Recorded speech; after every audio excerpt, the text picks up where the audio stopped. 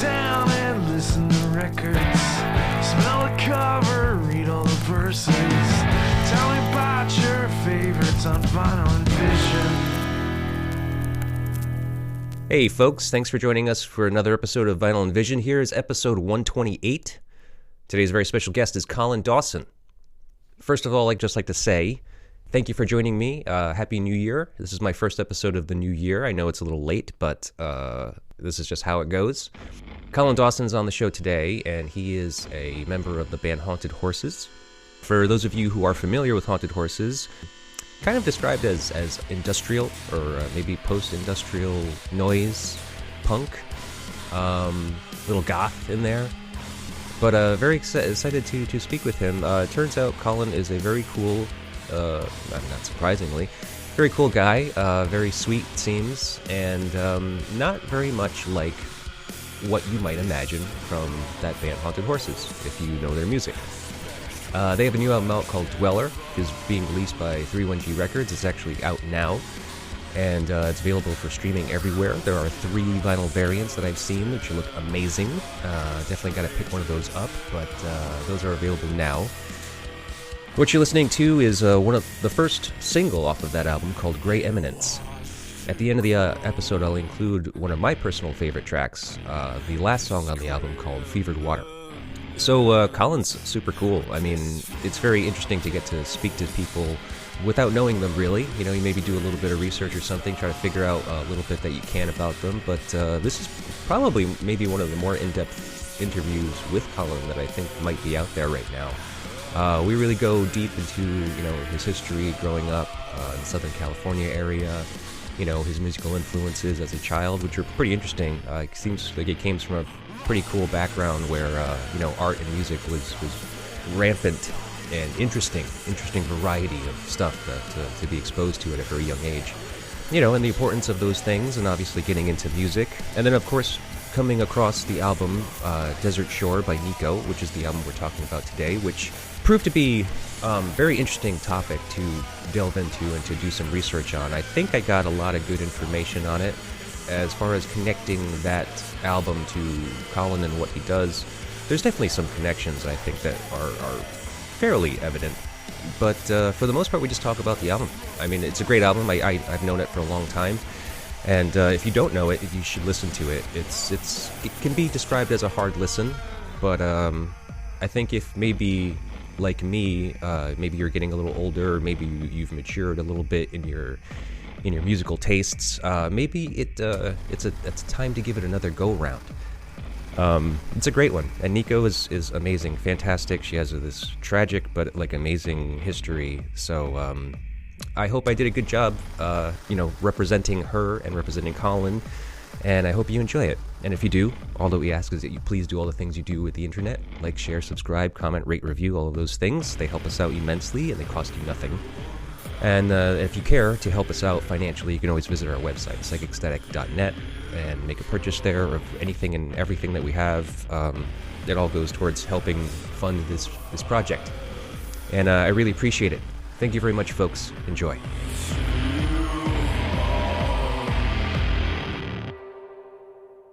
Hello.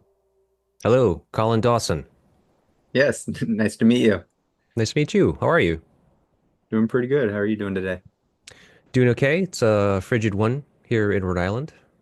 Oh yeah, I bet. Yeah, it's feeling like 4 degrees outside. Oh damn. It's Yeah. I think we're in the 40s here in Portland, Oregon. Really? Oh, you're in Portland, Oregon. Yeah. Oh, cool. I thought you were in Seattle. I was in Seattle for about, I don't know, like 13 years, something like that. And then about 3 years ago, my wife and I moved down to Portland, Oregon. Cool. That's great. Yeah. I'm fond of Portland. I have not been there in a while, but I plan to be there sometime soon. Nice. Yeah, my brother lives out there. He's actually been there for probably as long as you've been there. Awesome. Yeah. I love it. I feel like it has a lot of what I initially moved to Seattle for. Seattle kind of exploded, got more expensive, and I don't know, running around different areas of the city. So Yeah. landed here in Portland, Oregon, closer to family, and it's been really nice. Great Well, food, great music. yeah, and very weird. Yeah, definitely weird. That's cool. Um, so I mean, actually, that's kind of a great place to start because I haven't found very much about you. I did a little bit of research, not too much, and so I kind of wanted to know like where did you come from originally? Like where were you born and raised? Yeah, I grew up in Southern California.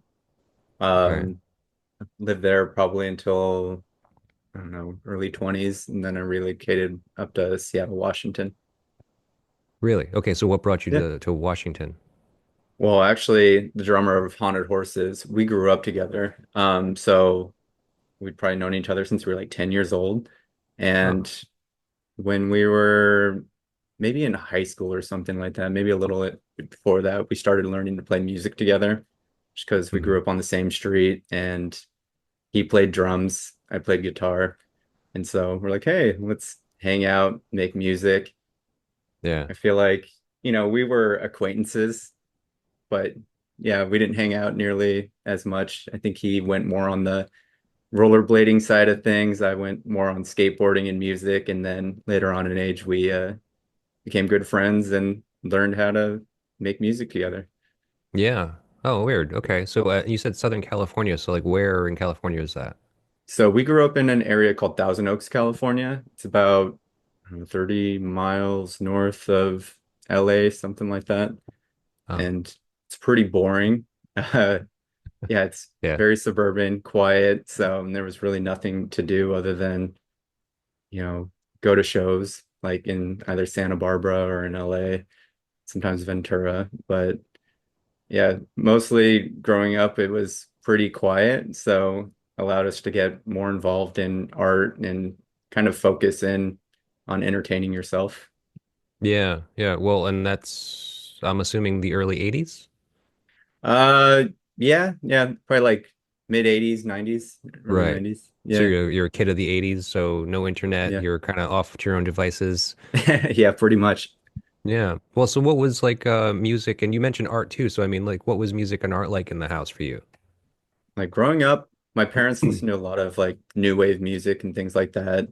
Uh, I think I was in my mom's womb when she was like going to X concerts or Cure concerts. So like I definitely grew up around a lot of sounds that became, I don't know, very influential on a lot of creative output. But on the other side of that, I hung out with my grandma a lot as a kid because both my parents worked and were busy, and so occasionally had to hang out with grandma.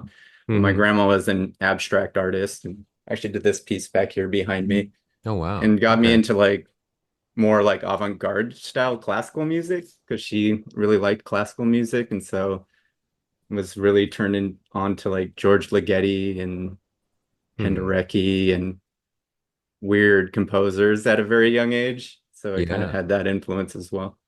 Oh, that's wild. Okay. How old do you think you were when that was kind of being introduced to you? uh Art, like and all of that, like that was definitely my grandma's side of influence was Hmm.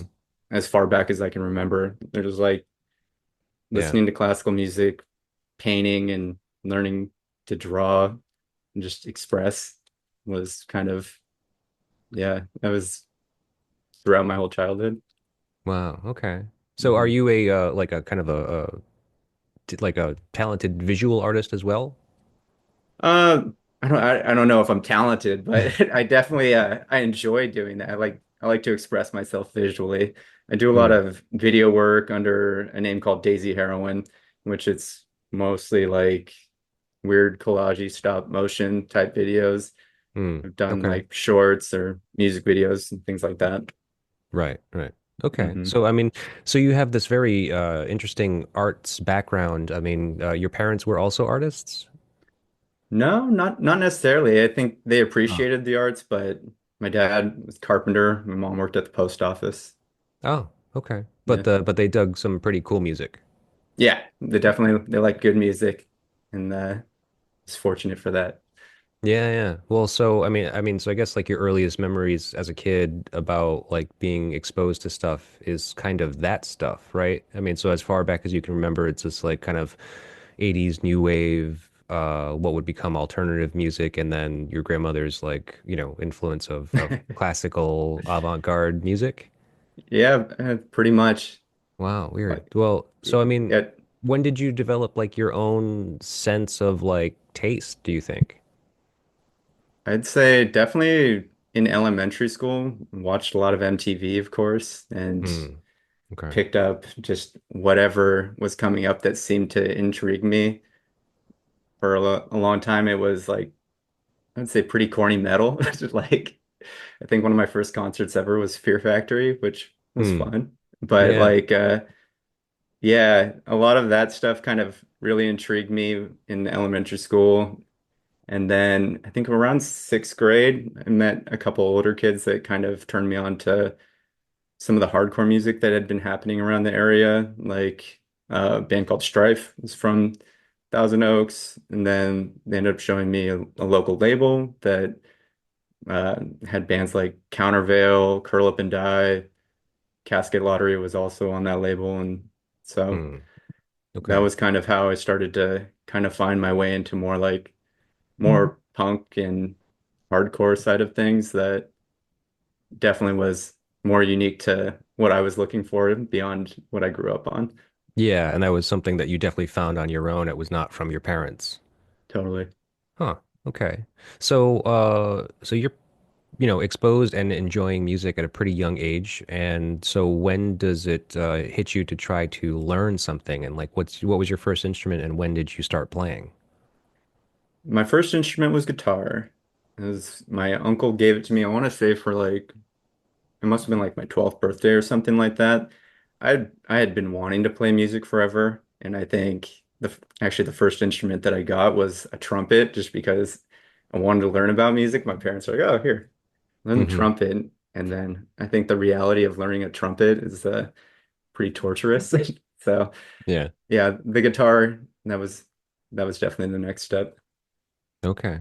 And so how old were you when you started, do you think? Probably like 12, 13, something like that, going into junior high. And Yeah. yeah, I never really took guitar lessons, so I just kind of had to figure out my own methods of kind of figuring out how to make the sounds I like to make. Yeah. So, I mean, you would say that you're self-taught then? Yeah, definitely. Oh, okay. And you've been playing for how long now? I don't know how old you are, so. Yeah, 20, probably 25 years. Okay. Yeah. 25 years. So you're young. Okay. You're fairly young still. Yeah, not too old yet. Yeah, yeah. Oh, I know I'm older than you, I think. So that's, that counts as young. Eh, you look great. Thanks, man. I'm actually feeling a little ragged, like when this starts growing out, that's when the age starts becoming apparent. Yeah, Yeah. no, no, I'm definitely getting grays on my sides now. I'm like, okay, it's Yeah, happening. man. Yeah, I'm kind of looking forward to it. Looking forward to peppering. Yeah, totally.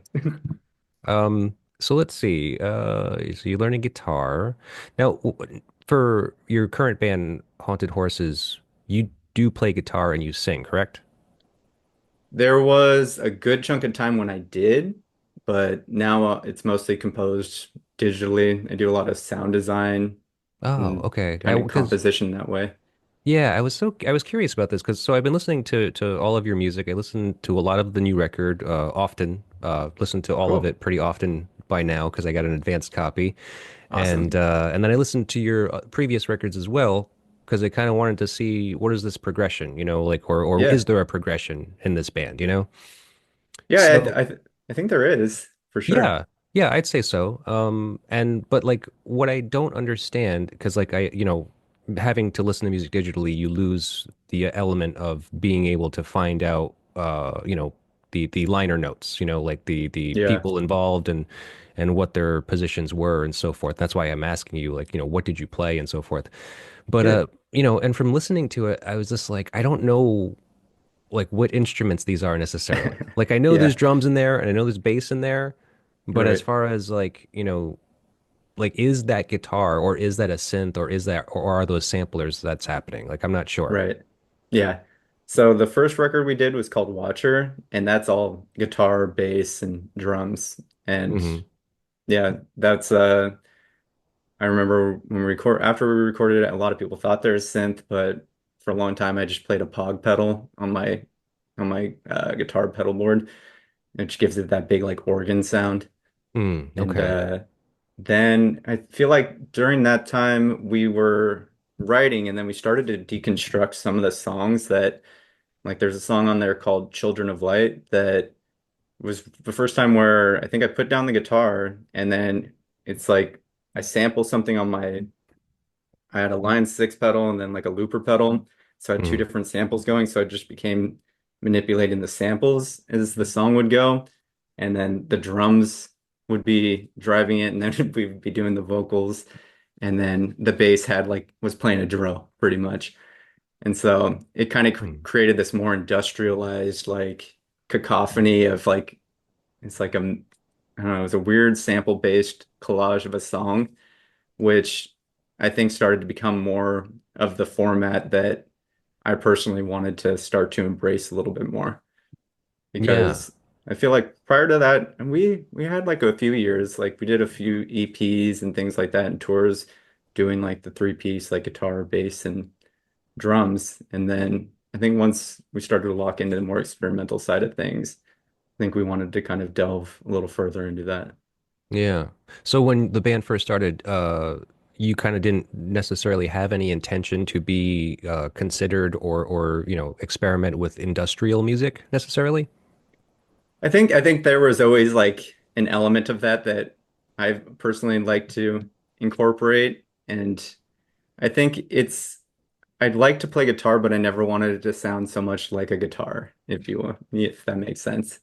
Sure. Like, like I didn't want anything to feel like, uh, just like overtly like rock or something like that. So Right. there was always kind of an essence of like deconstructing it, but trying to keep it minimal, but make it like catchy in its own unique way.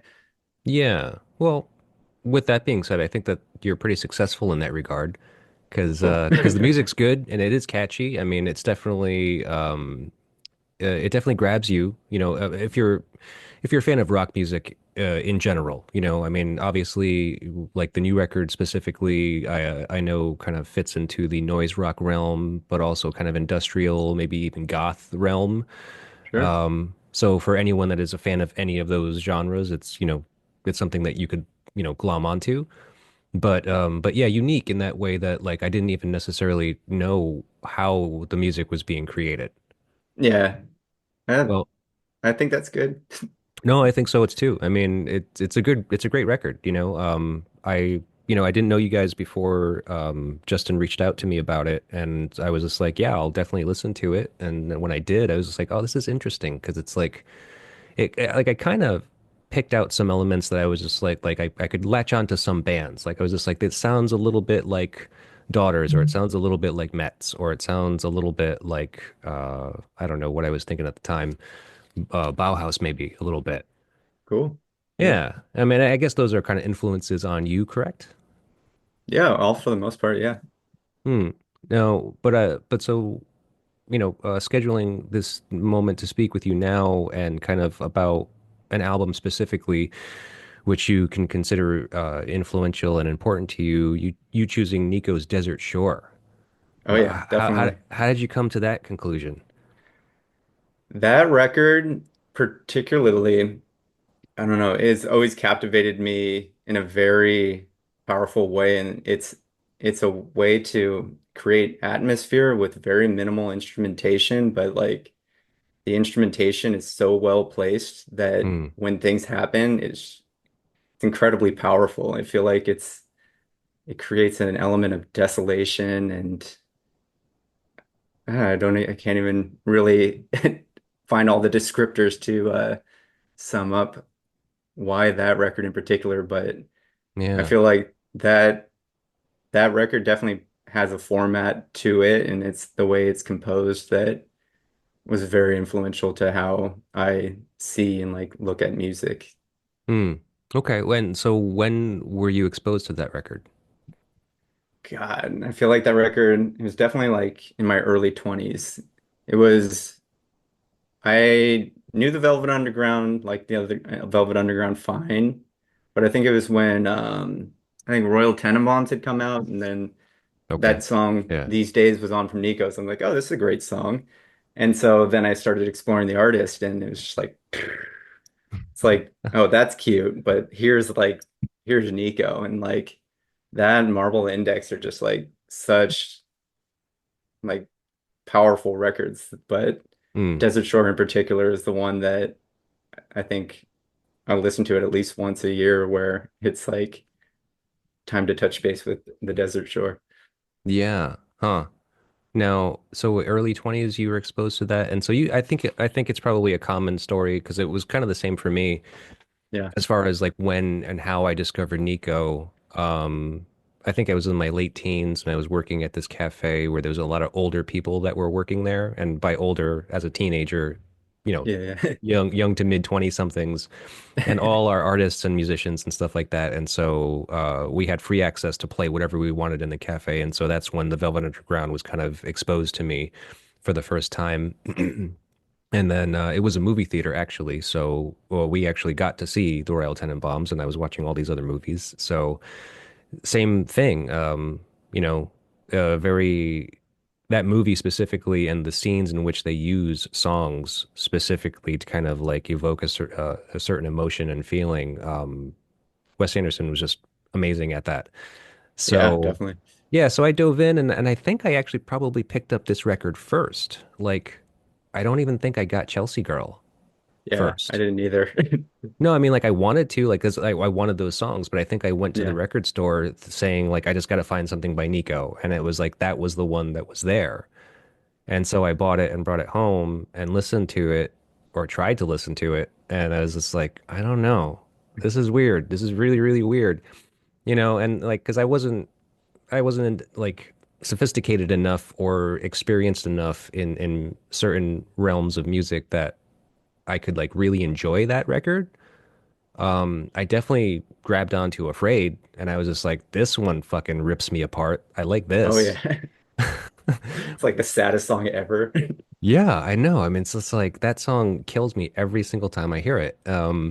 But that was pretty much all I pulled away from it. I'm not sure when I was going to get to this, but I mean, I kind of want to mention it now, considering we're talking about it. I mean, like, you know, you were exposed to that record so long ago, but and you obviously really enjoyed it, and it really moved you in certain ways. But I mean, like, what do you think you pulled away from that album?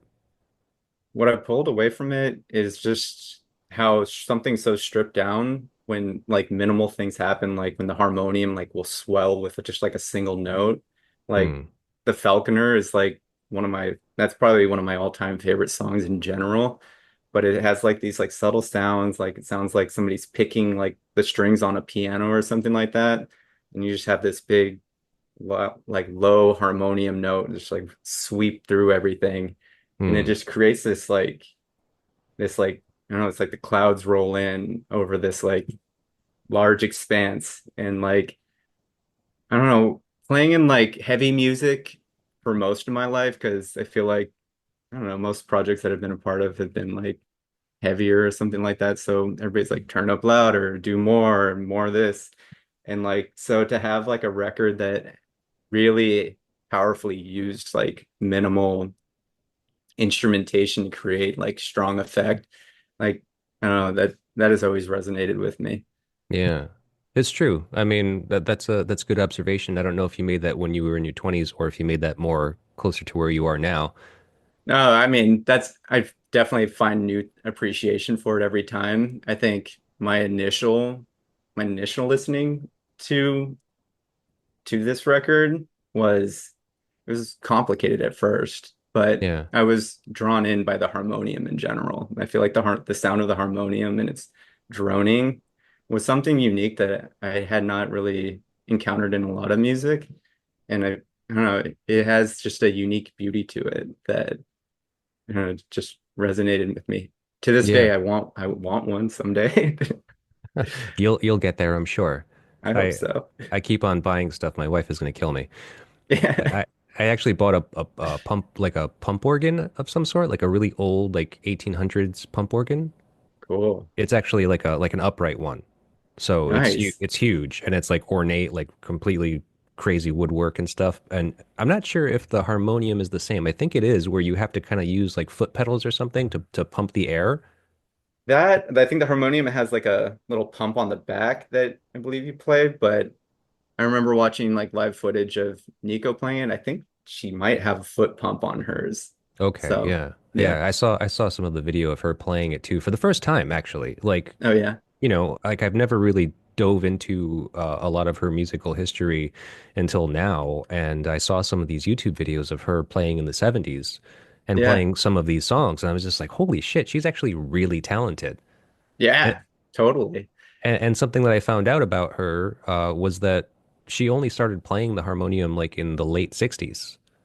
So by the Oh, time she reached this record, she had only been playing for like 3, 4 years, maybe almost. it's amazing. Yeah, she was I didn't know obsessed. that. Yeah, from this book I read, I was reading most of this book, You Are Beautiful and You Are Alone by, Oh, cool. yeah. Um, I think it's a fairly new biography of hers, by Jennifer Otter Bickerdike, I think you pronounce that. Hmm. Pretty good book. And uh there was something in there. I forget who it was, but it's pretty detailed as far as like, who she was living with at moments in her life, and I forget which Warholian she was living with at the time that was just like she was insane. She was play the thing all the time. I'd come home and she's just like playing it, and it's just like the most annoying Right. thing, you know. But Yeah. yeah, obsessed. So it's pretty impressive. I mean, I feel like it translates. I feel like her approach, and maybe it's just her unique way of playing it. It's Hmm. just, I don't know, there's something that really unique that's translated, I feel like, within those songs. Yeah, and now with knowing now about your experience with your grandmother and her kind of exposing you to some kind of like avant-garde classical music, I mean, do you think that that had some kind of resonance as well, or maybe it connected some dots, do you think? I think it was more of a connecting dots where I was like, oh, here's something that I never particularly thought of it in a cool way. Like, oh yeah, some composer like playing one note for like 30 minutes. I was like, that's neat. Like Yeah. I like that my grandma really emphasized like art is what you make. It's like what how you express it and like it's what you find in the world. And I was like, okay, that's great. And so there was I appreciate the embracing of just like abstract and avant-garde ideas. But yeah, I feel like Nico was where I saw that married in something that I was like, wow, this is like really cool and unique. Yeah, yeah. But and it has some classical tendency, I feel. Yeah. I feel I don't know.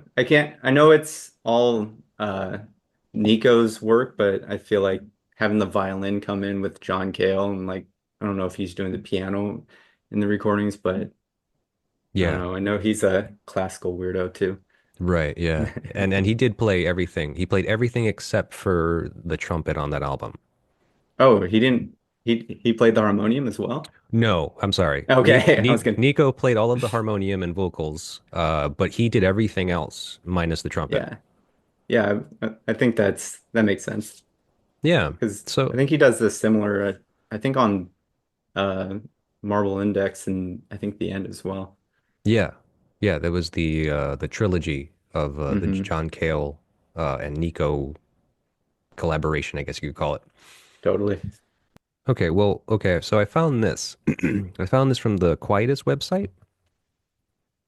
There's a quote, it says, quote, some of the material had also been conceived as part of Nico's collaboration with the French filmmaker Philippe Garel, with whom she had been living in Paris's Montparnasse Hotel. I don't know if I'm saying that right, sorry.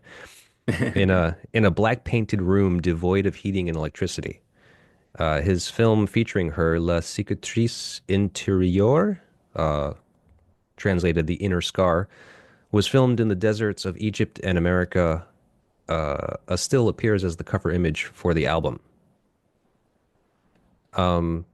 That didn't really describe the recording process of the album, but it does set a scene for like where she was at the time in her life. And Right. also just to go a little further in detail into that moment of her life, this was particularly the worst period in her life as far as like developing her heroin addiction was concerned.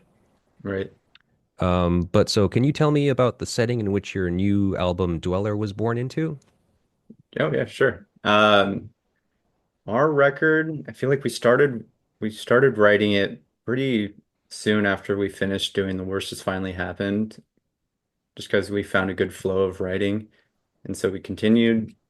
And so half of it was written while we were still in Seattle together, and the other half of it was written while I was here in Portland, Oregon, and our drummer Mike is living in Denver, Colorado. Oh, So it created this whole get quiet for a period of time, and then we were just kind of sending tracks back and forth of here's some bass and notes and sounds that I'm working on. He would send over drum riffs that he's working on, and then we would start to collaborate and then make new songs, which is a fun way to do things, but I think we were both going through like a lot of adjustment, both moving. I think we both lost our jobs around that time, and so we were like having to find new employment and going through big life changes. But yeah, I feel like the goal of that record was to try to capture trying to trying to face fear, I guess, in a weird way. Like to to kind of confront that which, whatever keeps you from doing whatever you're actually wanting to be doing, or whatever your utmost aspiration is. Like hmm. to honestly and with pure courage just pursue it. And so I don't know if we achieved that through the record, but that was the goal that we were working with, the Yeah. concept.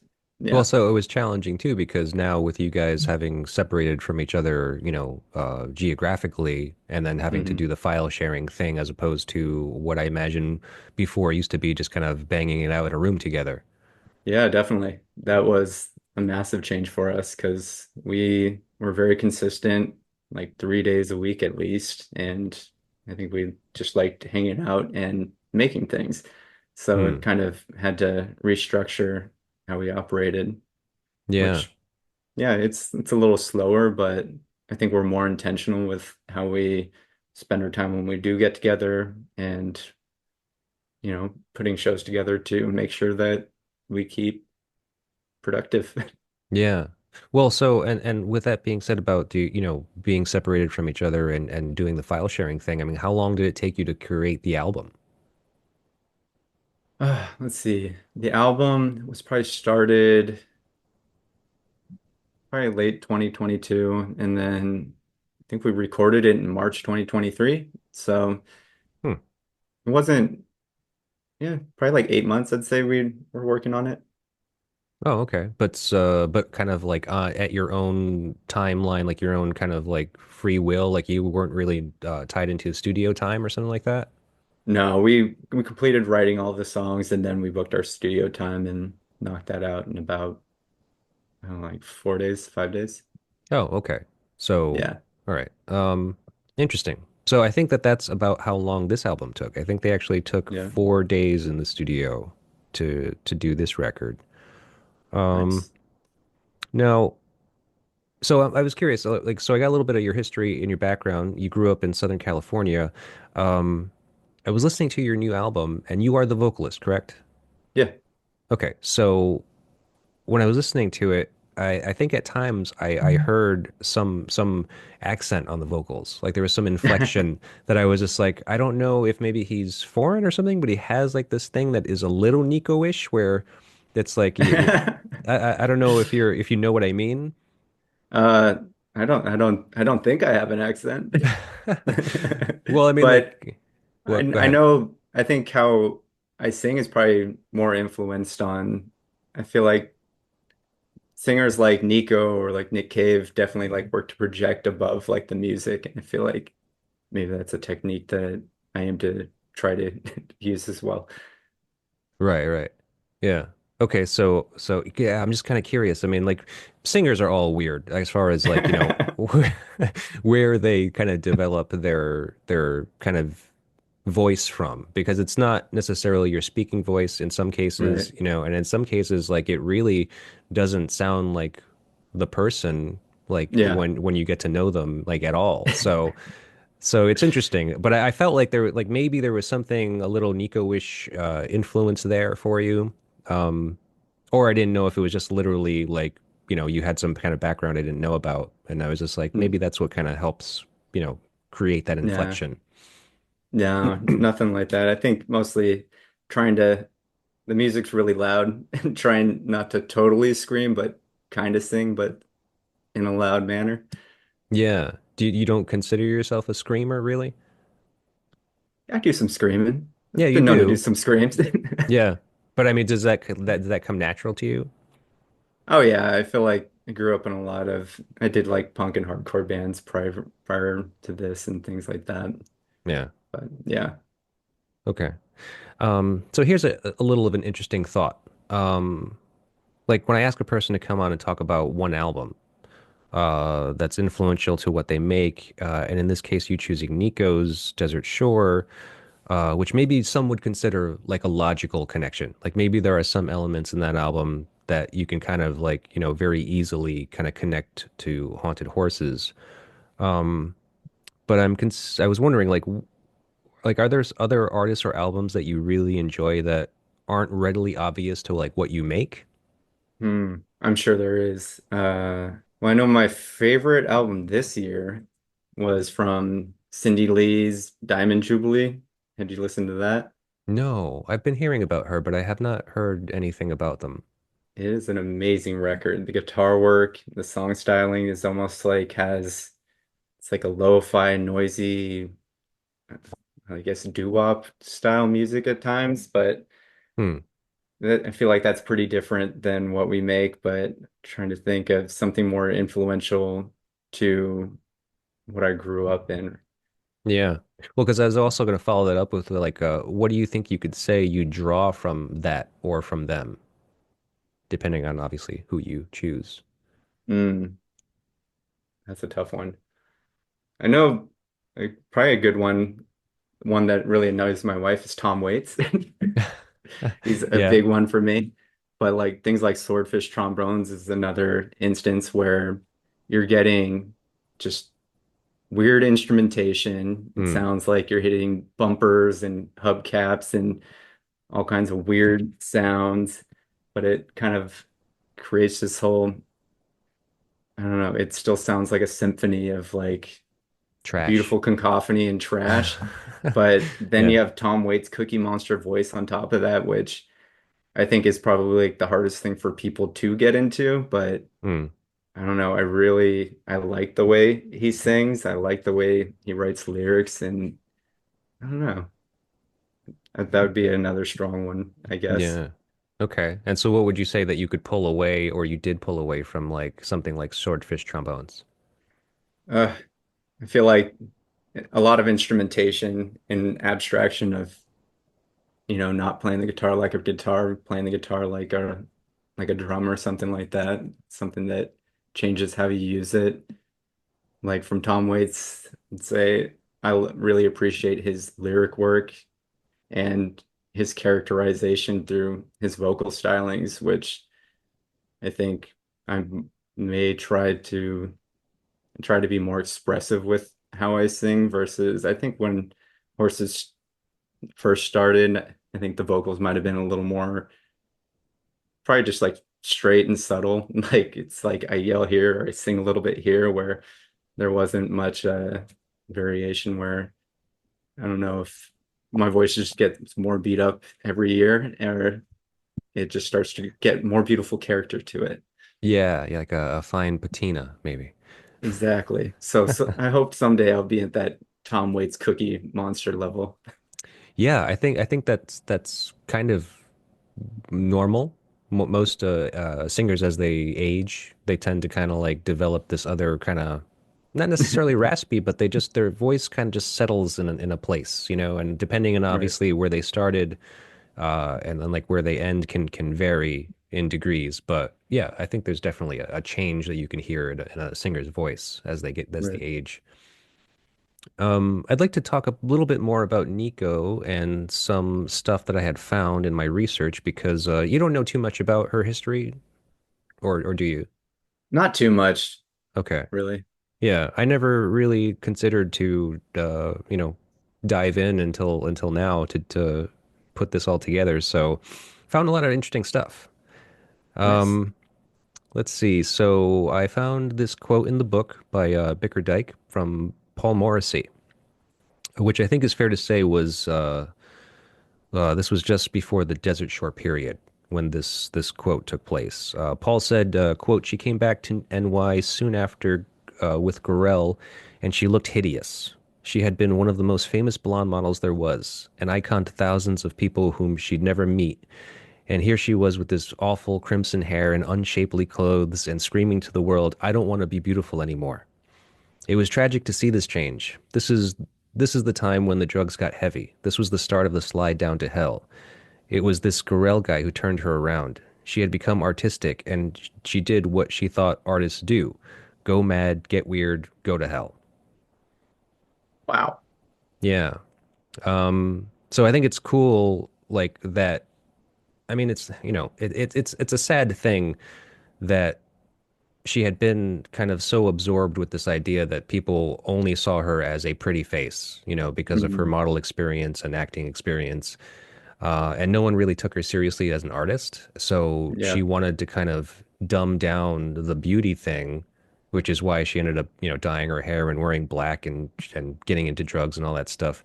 Right. Um, Now, obviously, you are not anywhere near this type of development in your own life. But I mean, like, Yeah. what do you think is the biggest change from earlier haunted horses to now? Huh. I'd say now, I feel like I know I personally have been able to just kind of keep branching out further and try things that probably would have been more nervous to do, or I don't know. I feel like I second guessed myself a lot when I was younger. And So you're so, you're more confident of yourself now? yeah, we're more confident. If it looks stupid, then it's stupid, whatever. And then you keep going. Like, but Right. it, yeah, a little less self-conscious than I think I was when I was younger. Hmm. Yeah. Okay. That makes sense. Is there anything that you specifically kind of like veer away from now, or like, are consciously aware, just like I don't want to do that thing anymore? Yeah, I feel like I try not to do anything that's overtly just obvious or like I don't want to do something that's like, if I don't want, I guess like I like el to incorporate elements of things like if there's a song that can be kind of construed as like goth or industrial, like it'll have elements of it, but it won't be like this is just us clamming on like some metal and like wearing Hmm. black lipstick and be like, yeah. But I don't know. I like everything to have its own like fingerprint because I feel like essentially it wasn't always just like it's not just nothing just one thing. Like I was never just like just into goth or just into punk or just into hardcore. Like I like to have everything that's kind of that have been interested to be kind of amalgamated into something Hmm. that or try to let it create its own form in some sense. Yeah. Well, I wonder how that is for you because I mean, like with you saying that you're kind of more uh, concerned and consumed with sound design. Hmm. Like what is that process like for you? Because I'm not familiar with the whole design sound design thing, and obviously the Yeah. instrumentation you use is a little different. Yeah. I don't know that maybe it's not sound designs per se, but it's definitely playing with like it's in the box working with just my audio equipment, recording samples and manipulating the sounds until it becomes something that sounds like what I'm hearing in my head for a song. And Right. so Uh, yeah, sometimes I just have the keyboard plugged in, I'm working with violin sounds, and then I'm running that through like distortion, or then I'm just stretching the wave out until it becomes just like this long droning sound. Hmm. So I do a lot of experimentation with that just to, I don't know, try to create something that isn't so like, oh, that's a violin right there, or that's an organ sound right there. Like, Right. so it's a Well, bit of abstraction. yeah, you got me. There's no guitar. That's right. Job well done. Um, but so I mean, how do you feel like that? Like, so if you're working with a synthesizer primarily and like, samples and then like distorting them in a way, like how do you feel like where does the like the pattern come from? Like or like I like from my idea or my understanding of like songwriting, you kind of start with like a stem, like a little like a riff, right? So I Yeah. mean, like what is your concept of what a riff is, or do you start with riffs? Actually, that is a big change in this record compared to the other records. This record, I started with bass before I did any sound work or created any weird samples around it. Hmm. So I would create a tempo, I would play some bass riffs that were intriguing to me, and then usually I'd send that back to Mike over in Denver, and he would Yeah. play with that, do And some Mike's the drums. drummer, right? Exactly. So we'd kind of get something that had some kind of an idea of the song there, and then we would finesse it, edit it, say we need a new part in this area, something needs to happen here.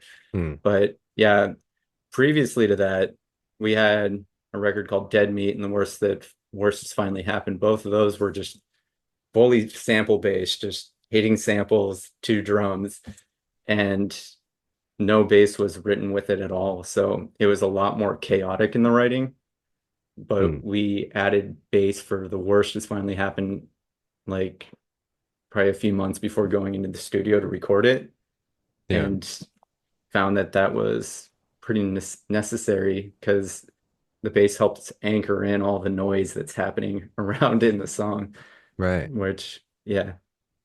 Yeah, I think that that's like the hardest part for me to wrap my brain around it as far as like if I'm trying to approach your music as a songwriter, I'm like, Mhm. how did you get here? Because it's like, listening to the final product and like hearing the drums and the bass work together, but then hearing all of that kind of like ambient noise or I don't know, however you want to describe that you're adding to it. I mean, like that always like confused me because I'm just like Right. you need something to anchor this down. And if you're starting like with the noise, how do you create like the like kind of medley of it all, you know? You know, I wish I knew how we did it. It was literally just hanging out in Yeah, the practice space, just making noise and right. making parts, and then we're like, oh, I think this is what this song is about, and this is what I'm gonna be yelling over it. You're And right. so, yeah, this one it was decidedly that I knew that I wanted to incorporate bass, which is why we went back and ended up incorporating bass on The Worst Has Finally Happened before we went to studio for that. But yeah, this helped root down the idea, and it helped me as the lyricist and trying to write the vocal parts to the songs. That was a very nice gift to have the bass and the drums kind of locked in before all sounds. Hmm. Yeah, okay. Interesting. So, we should talk about this album. Should kind of get into it, do a Sure. little bit of a track by track. Cool. I don't think I have a question for every song, but we'll see where we end up really. So the first song on the album is Janitor of Lunacy. Um, okay, so just to put it out there, the thing that is most well documented about this song is that it was essentially written for Brian Jones. Right. Yeah. You knew that, okay? Yeah. Don't hear it. I don't really know. I mean, I guess you could really like dive into the lyrics if you wanted to and try to maybe pull I some things together. I honestly don't get that from the lyrics at all. When I read it, I'm like, wow, this is like somebody going through a bleak time, petitioning like whatever, the sky, the universe, and they're just like asking for help almost. And you're like, wow. Yeah. So maybe it's the feeling of when Brian Jones died, or but yeah, Mm. Yeah, I don't really know. I would be interested in knowing how he would feel about it. definitely. It's just like, present someone like if someone wrote a song about you and they like brought it to you and it was just like, here, this was for you. You've inspired this. And you're like, Yeah, to get it's janitor janitor of of lunacy. lunacy, you're like, Yeah. oh, Like, ee, yeah, I don't know if you thanks. like me. Definitely.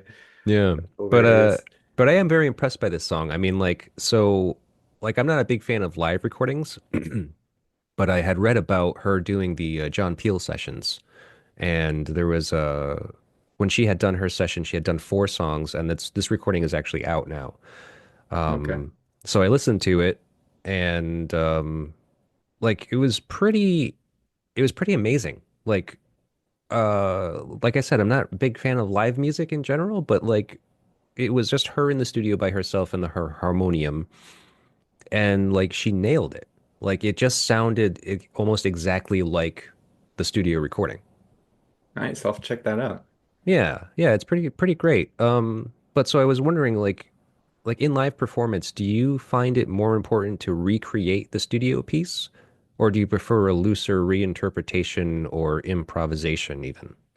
I definitely like the live performance to be different than the studio because so it's like you could listen to the record or you can go see it live, but if there's something unique that'll happen during the live, it seems like that seems more favorable. Yeah.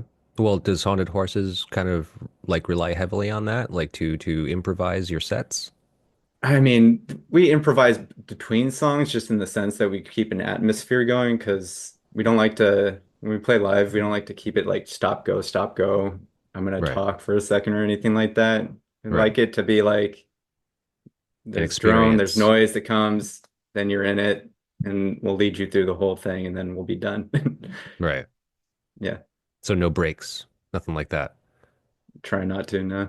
But the songs are pretty you know, true to Yeah. the recordings. Yeah, the songs we keep definitely in format, but we just aim to keep it whatever the set is to try to make it as seamless. Mm-hmm. Okay, cool.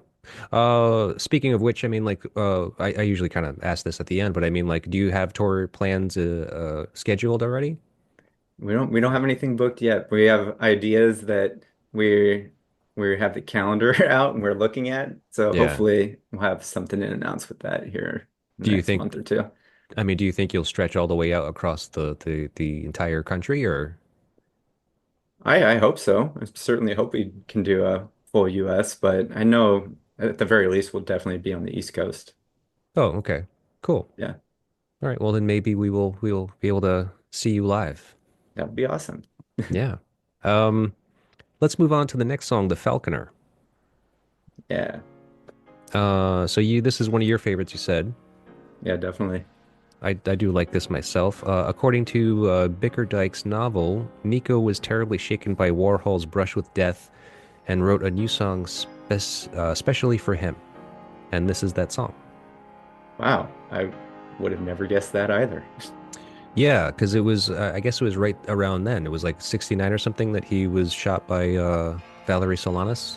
Yeah, So yeah, she was kind of fucked up by it, and this song kind of came out of it for some reason, somehow. interesting. I had no idea. Yeah, I mean, and lyrically speaking, I think that like you can make it out. Like Yeah. if you like kind of sit with the lyrics and kind of listen to her, in Nico's poetic broken English, I love it because like I would never thought about that until now. Was this like this is a woman that speaks 7 languages, and English Yeah. was never the first language, but Hmm. here she is singing in the language, and it's just like it's beautiful, and she conveys these great stories and so forth. But I mean, it's just like I can only imagine that like some of the choices, like the word choices, were not necessarily natural. Right. And listening to them as like a primary English speaking person, some of it sounds a little weird. You think? Hmm. Yeah, yeah, I guess so. Like, I'm still trying to think of the lyrics to how that relates to the Andy Warhol incident. Oh yeah. Well, But there's yeah, a lot of silver imagery. So yeah, like the all releasing, silvered in, yeah, releasing the emptying the silver cages or something like that. flooded silver cages. Yeah, yeah, yeah. Yeah.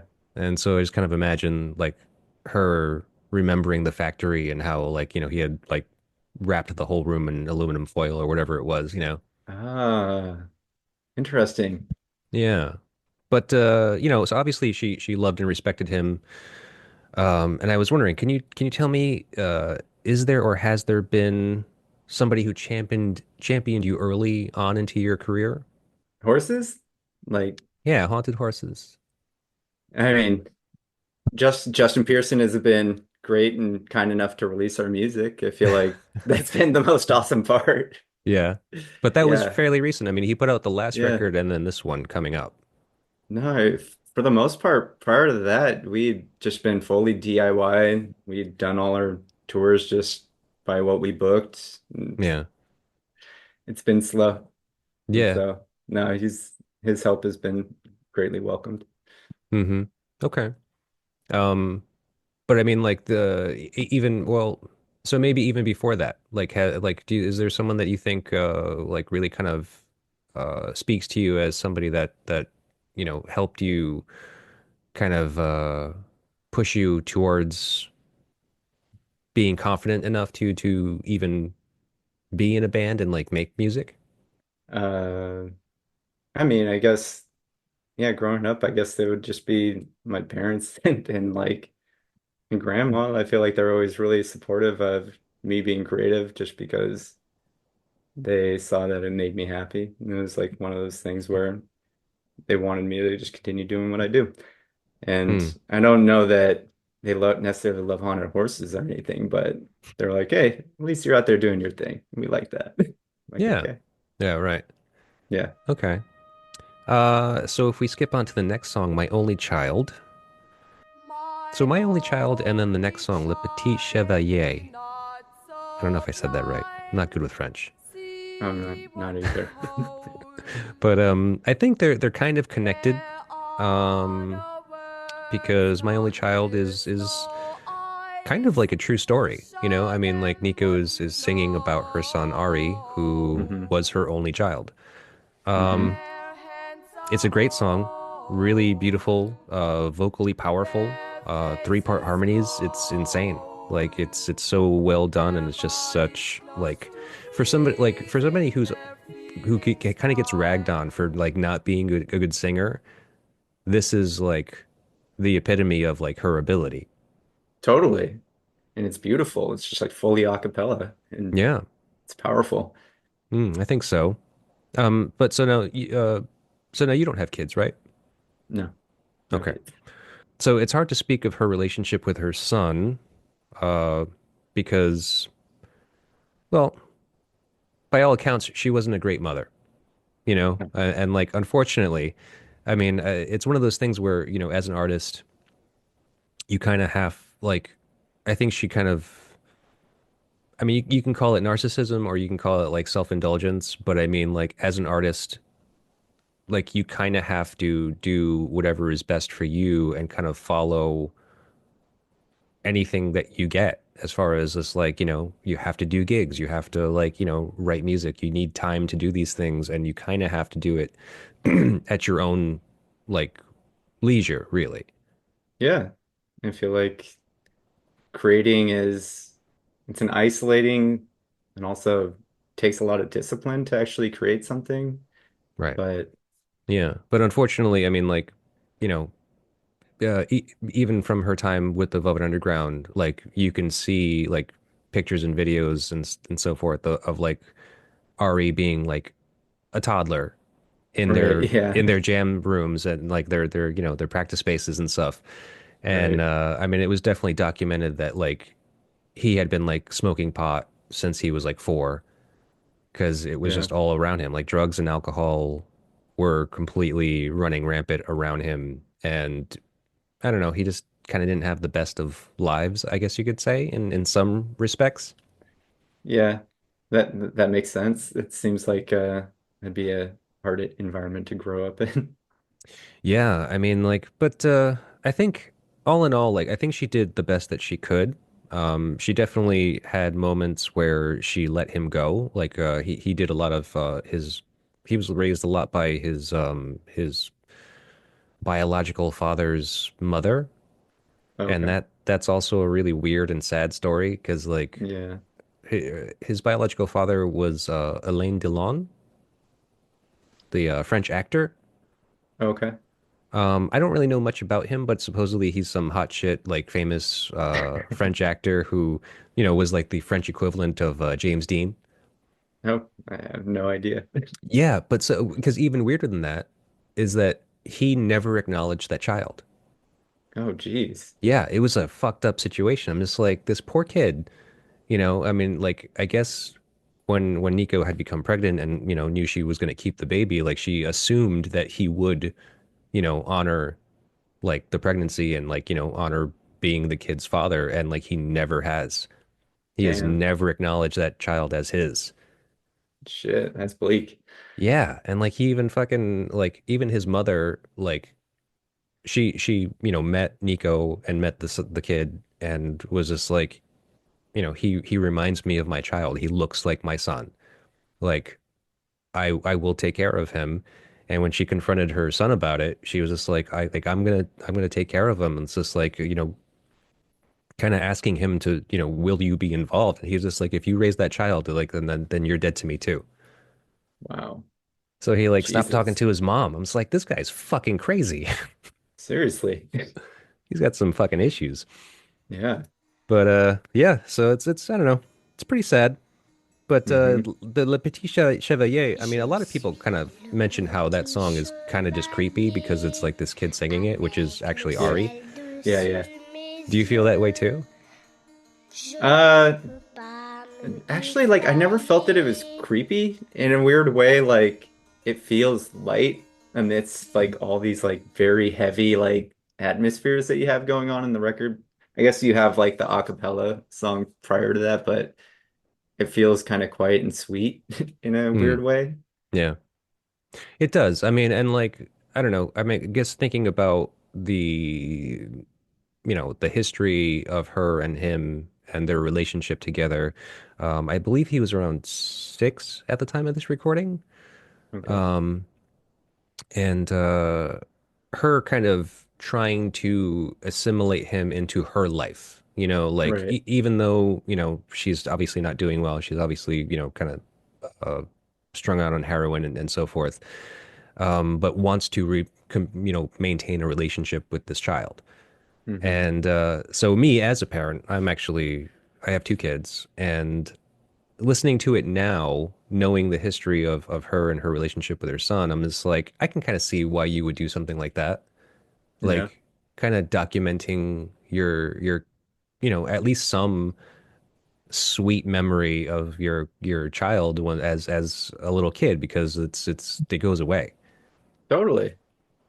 Yeah. That absolutely makes sense to me.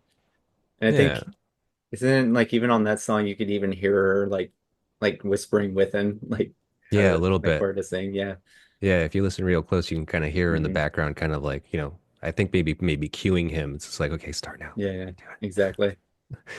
But wait, so are you an only child or do you have siblings? No, I have a younger sister Oh, okay. and she has uh 3 kids, so I get to be the fun uncle. Yeah, the funkle. I'm an uncle too, but yeah, I mean the parenting thing is definitely weirder. Uh Yeah. yeah, being the fun uncle would be pretty cool for a while. Like if it were Yeah. just that, like, just because I have a brother who doesn't have any kids, so Hmm. he's the funkle. Man, he really won them over this Christmas, I'll tell you that. Yeah, good. That's nice. Yeah, he's winning them over. Yeah. Um, let's see, let's move on. Side B. First song on side B is Abschied. Mm. I don't know how you pronounce that. I'm not German either. Yeah, no, I couldn't help you. Yeah, well, so what I do know about this song is that Abschied, or however you pronounce that, means farewell. Um, I actually found a translation of the lyrics, which are pretty short. The problem with translations is that you never know how accurate they are. Right, yeah. I think that kind of sucks that like you kind of need to understand the language in order to get a better grasp on exactly what is being said. Hmm. But I do think it's interesting. Like, obviously, you didn't read this book. You don't know too much about Nico's history. But do you realize, or did you notice at any point that this album is a particularly personal record for Nico? Um, not not particularly. I Yeah, feel like there's definitely something to the record that feels like it comes from a place that is probably deeply personal, if not something deeply painful. yeah, right. I think Because that's exactly right. I mean, and so even though I don't necessarily know what this song means, I mean, it obviously deals with somebody's death, and not in a from this loose translation that I have here. It's like it's very typically Nico, where it's very abstract. right, Um, love it. yeah, yeah, but I mean, like, so in some way, she is saying goodbye to somebody in this song. Uh, and I guess musically, you can it kind of sounds that way. Like, I don't know if you would even kind of consider this as like some kind of like dirge or something.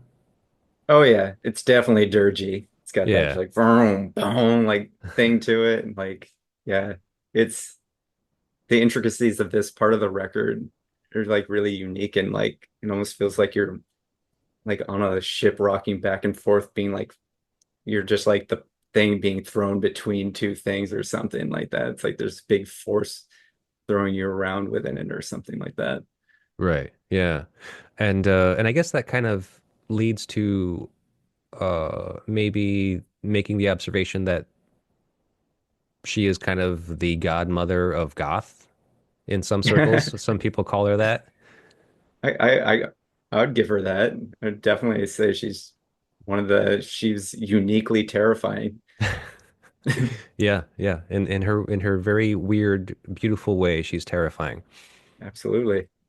Um, but so maybe one of the connections we can make about this song and maybe most of the B-side actually, um, the song being in German, it's actually kind of uh connecting her to her past. Right. She was German, I believe, by birth. Was she born in Cologne, I think? I'm not sure where she's born, but I thought she was born in Germany. Yeah, yeah. And around the time of World War II, her father was actually part of the military and died serving. Um, her past is very shrouded in mystery. There's like Right. Yeah. multiple accounts, like even her birth date is like under question Interesting. by years too. It's not even like, oh no, it was January or it was March. It was like 38 or 43. I'm like, Wow. dude, that's weird. I love But it. yeah, and so and even the way her father died was is like there's multiple accounts of like what happened. Like he was serving and had was wounded in the head by a sniper shot Hmm. and was semi-vegetable like, and so a commander put him out of his misery and like killed him, you know, wherever. Wow. Some say that he was hospitalized and just kind of like lived the rest of his life as a vegetable or something like that. I don't know. It's just it's Damn. we don't know exactly all of Right. that, all of the details of her early life, but I think that's what most of these songs are, and like why some of them are in German. Mm. Okay. Because I mean, like I listened to almost all of her other records, but I mean, did she sing anything else in German? Maybe I don't one think there's song on anything the on. end. I think there's a song on the end that's in German. Isn't like Deutschland, Deutschland or something like that on Oh, that it's actually like record? the German national anthem, I Something. believe. I think Something there like might be that. one or two on the end, but I don't think Marble Index has anything like that. Yeah, Yeah. nothing later that I know of. Okay. So this is kind of her like kind of coming back to her roots, I feel. Hmm. That's a neat observation. I was kind of always curious about or interested why things shift, but never really thought of it under that scope. Yeah. Well, unfortunately, I do a lot of research and deep diving into these things, and I ended up learning all of these things, and I try to share what I learn. I appreciate it. Let's see. Let's move on to the next song, Afraid. So, I love this fucking song. Yeah. It's just, I mean, honestly, it is the top of the list of my sad music playlist. Yeah. It's the It's where it belongs. Yeah, I think it's the top three. I don't know if it's the first. Yeah. Um, a quote from Warhol from his Popism book says, quote, Nico was a true specimen, among other things. She thrives in the gloom. The gloomier she could make the atmosphere around her, the more radiant she became. End quote. Yeah, she is she's a great worker of dark music and themes. Yeah. So I wanted to ask you, are you a fan of sad music? Oh yeah, definitely. I feel like my whole life was like, oh, how sad could it get? Okay, so you latched onto this song pretty quick. Oh yeah, this is definitely the first one on the record that I gravitated towards. And I was like, Okay. whoa, because I don't think I've ever, there's great songs that you come across in your life, and this was definitely one of them that you're like, oh, that one like hits like in a very particular way, especially like when you're younger and you're like, oh God. Yeah, Yeah. yeah.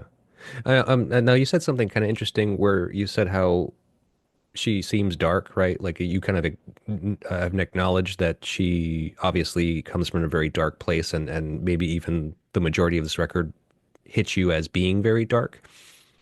Yeah. Um, I'm shooting off the cuff here, if you couldn't notice, but like, what is it about like dark music? Like you obviously are a fan of dark music, and maybe even let's kind of go towards the easy the easy category of like goth music.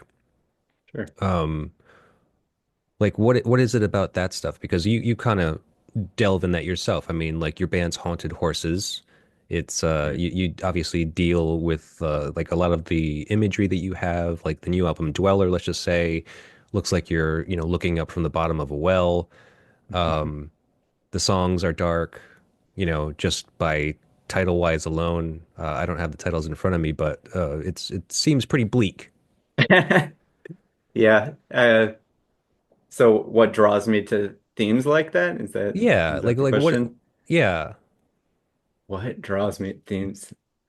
I don't know why.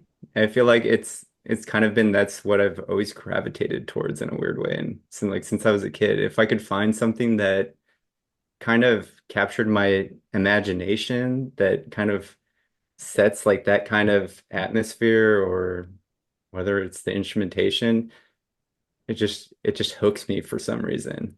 And mm, it's been like that through like whether it was books when I was a kid or movies, anything that kind of had something that was maybe it's like the idea of something that is other than what is typically shown, or maybe it's some kind of otherness to it that, I think maybe society doesn't focus too much on like themes like this, where I feel like, you think of top 40 music or anything like that, it's usually some kind of uplifting or something, some kind of harmonies that are agreeable. mm, Everything is meant to kind of hold hands and like fit right. together very, very closely. Where I think, I don't know, I don't know, it's like when you find beauty in something broken, or something that's like, it gives it its unique character to it, that I don't know why. For some reason, that's just the themes that have always kind of I've gravitated towards. Yeah. I mean, and you would say that they're dark, Yeah, probably relatively. but you don't seem like a dark person. You don't seem like a sad or kind of like angry person. No, no, I don't think so. I feel like I like a lot of, huh, how can I say it? I don't know. I've just always been drawn into just, I think, dark, creepy shit that like Yeah. Well, I'm, some people are. I mean, I honestly, you know what? I haven't really thought about it, but yeah. talking about it with you now, I'm just like, Yeah, what the fuck is that? Because, I there's know. plenty of people that do it. I mean, there's plenty of Yeah. people that have had that kind of like imagery or like, artists and musicians and so forth that kind of deal in this kind of realm. I know that there's some aspect that I've always thought about that I feel like, I grew up, my mom like I feel like was showing me scary movies since I was like maybe like as soon as I could like watch TV or something like that. So I definitely No. grew up watching creepy movies. But like if I ever found something that was creepy or something that didn't sit well, I feel like something that I remember learning from her and my grandma, and probably both of them emphasized because remember when I was young, I was really afraid of The Exorcist. But like they kind of instilled this idea of something is scary because we don't understand it. And Hmm. so usually that's an invitation to try to understand it. And I think maybe it's concepts like that that really resonated with me. And so like when there was anything that was weird or just like creepy, there was just like this longing to understand, to kind of want to get closer to it. Hmm. Okay.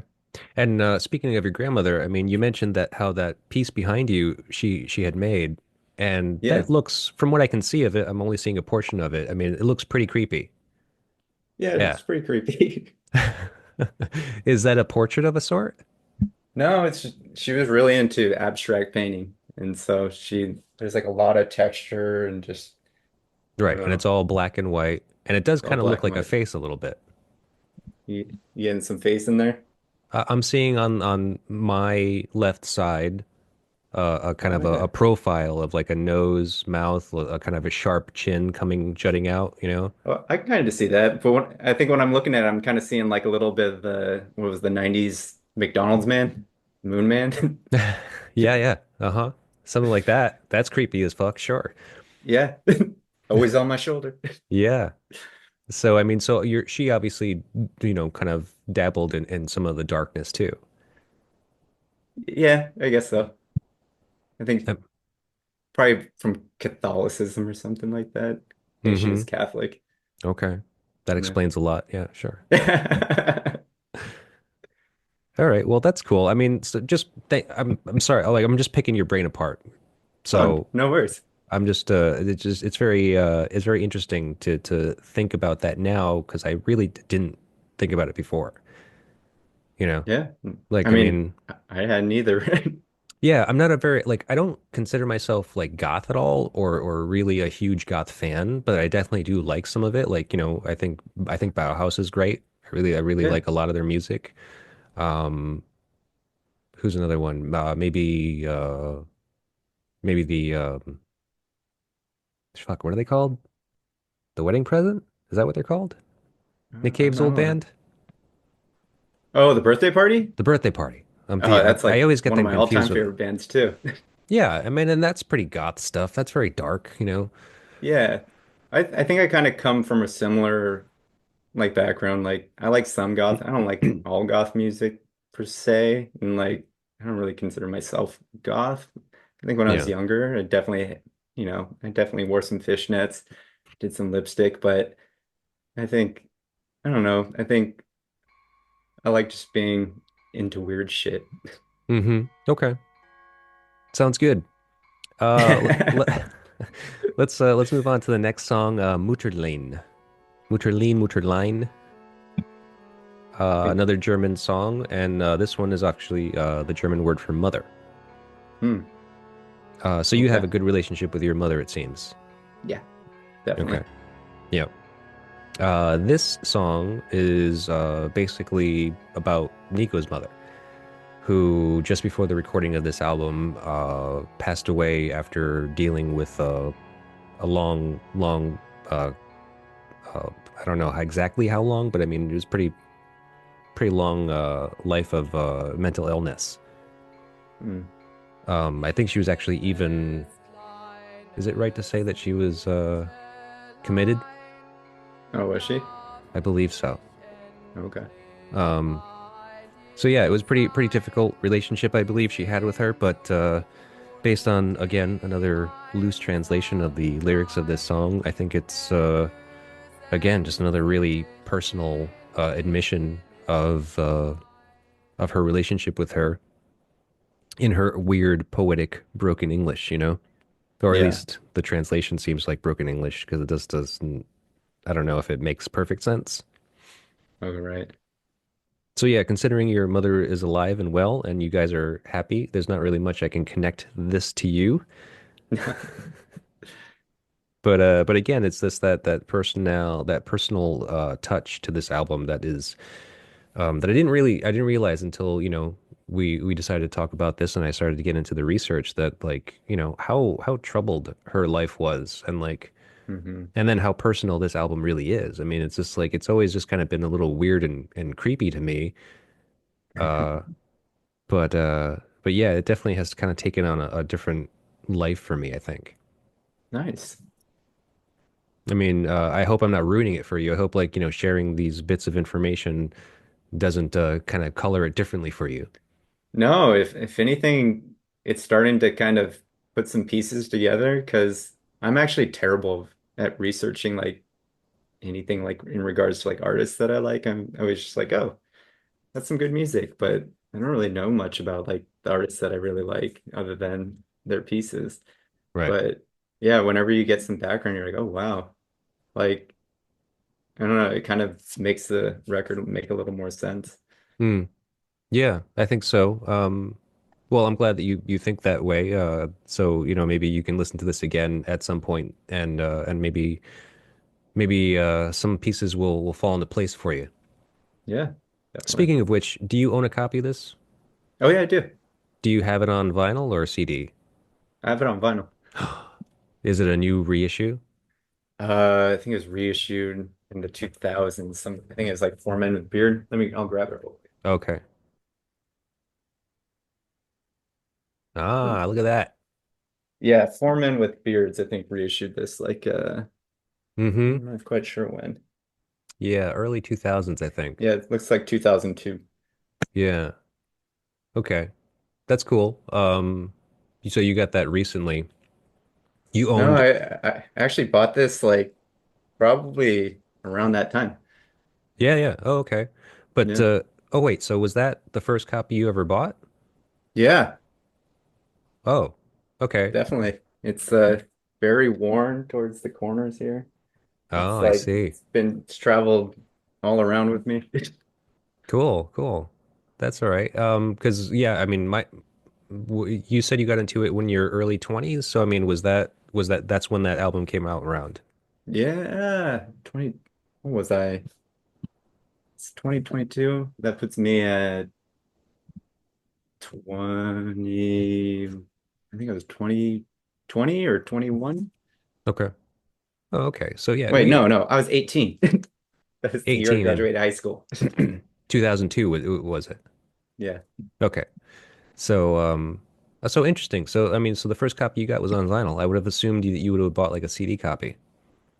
No, I got into vinyl when I was in high school, and it was because there was a local band that put out a record, a 7-inch, that I was like, oh, sick. And I got it, and then it's like, oh, we don't have a vinyl player. I have to figure out how to play this. Oh, that's crazy. Ah, Yeah, so you've been a collector. Well, I mean, it's maybe not fair to say the collector, but I mean, you've been buying vinyl since you were in your 20s. definitely. Yeah. Oh, cool. You have a big collection? Uh, Not too big. Like, I definitely probably have maybe a couple hundred or something like that. Yeah. It's definitely tiny compared to some friends that I know that like actively collect things. Right. Yeah. Mine just kind of looks like a collage of just things that I've gotten into that I'm like, I want to get this whole discography of like this artist or whatnot. Yeah. You obviously respect the vinyl format. Oh yeah, I love it. Best way to listen to music, do you think?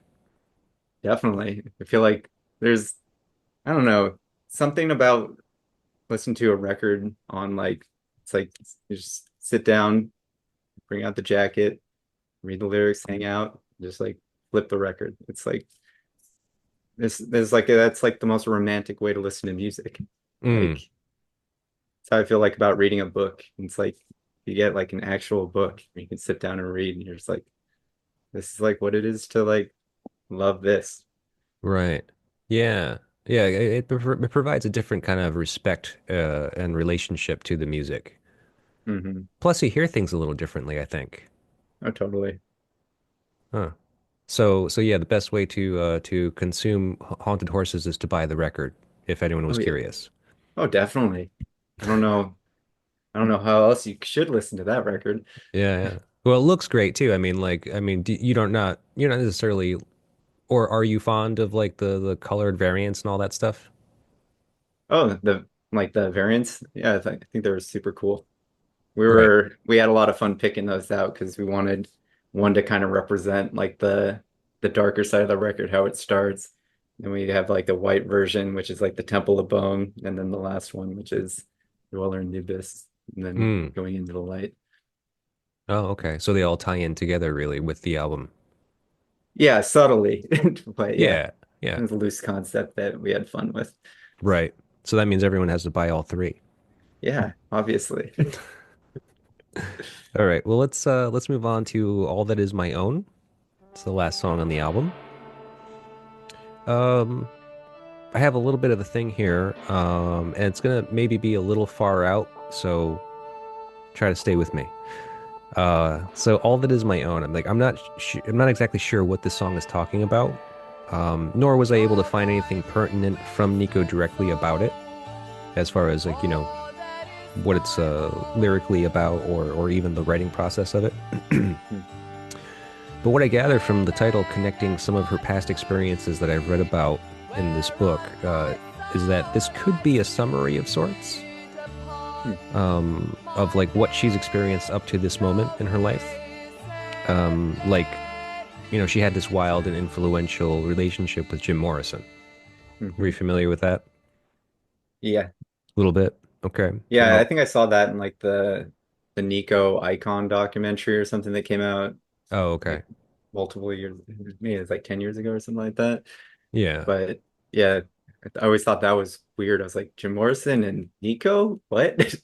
Yeah, yeah, he had a huge influence on her, actually, really Yeah. massive impact on her. He was actually very supportive of her, and actually was the first person to told her that she should write her own music.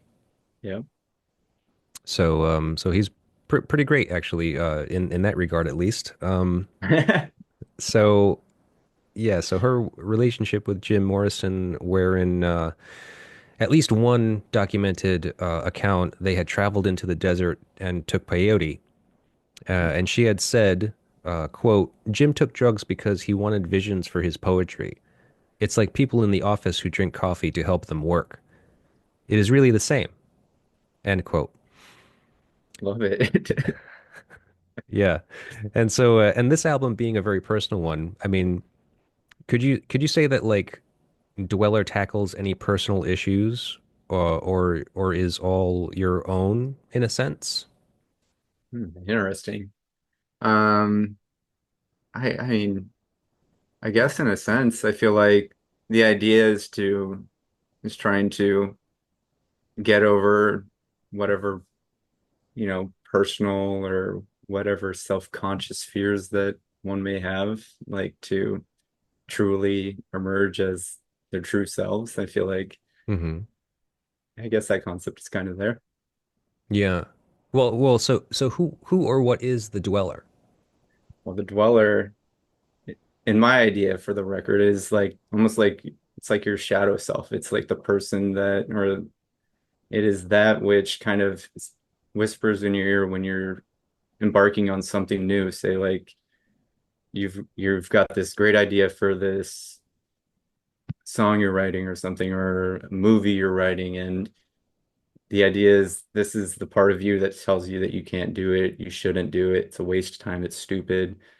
Anything that kind of is that nagging part of you that prohibits you from doing what you want to be doing.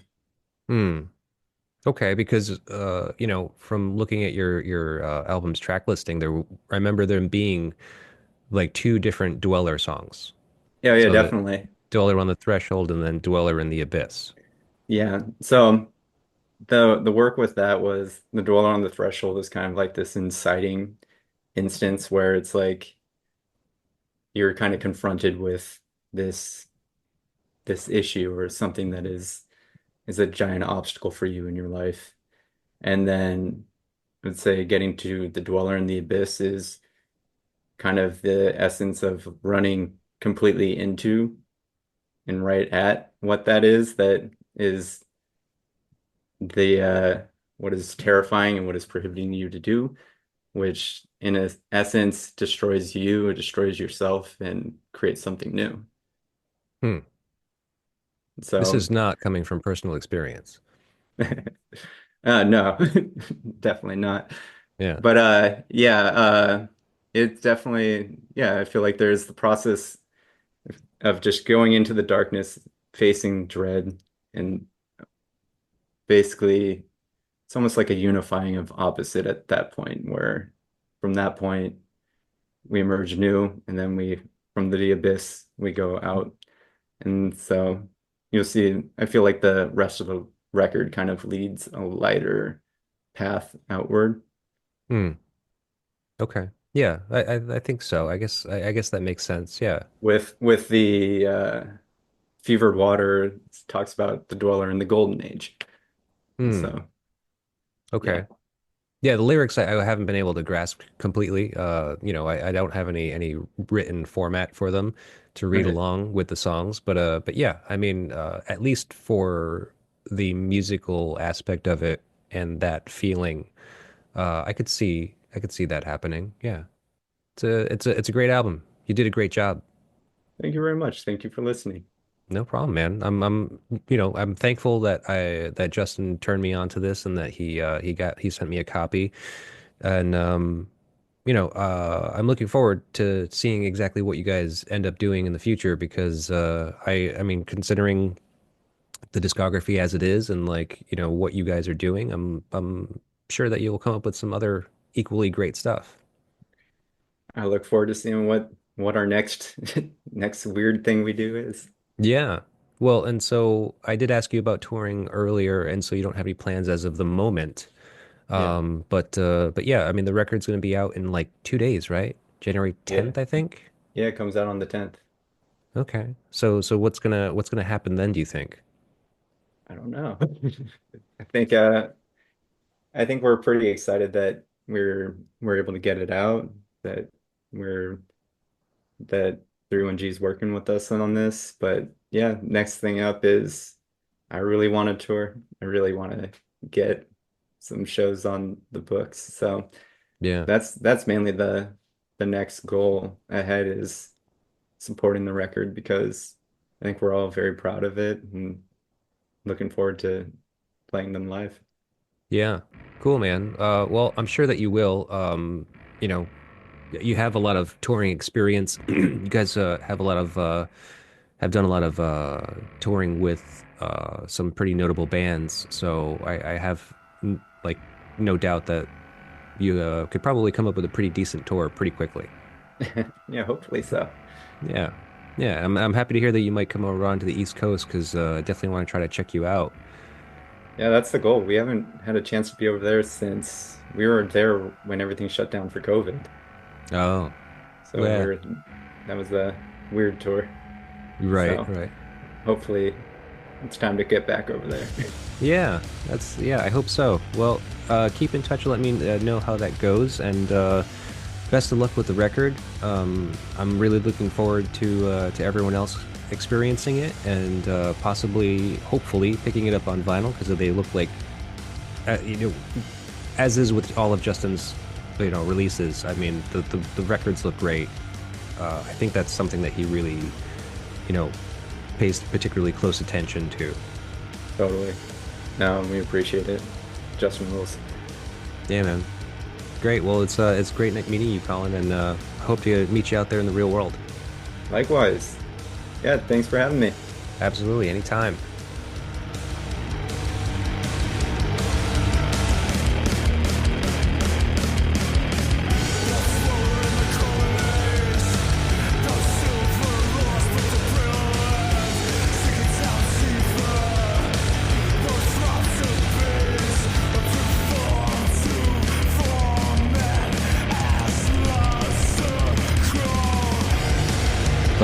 Vision is a Psychic Static production.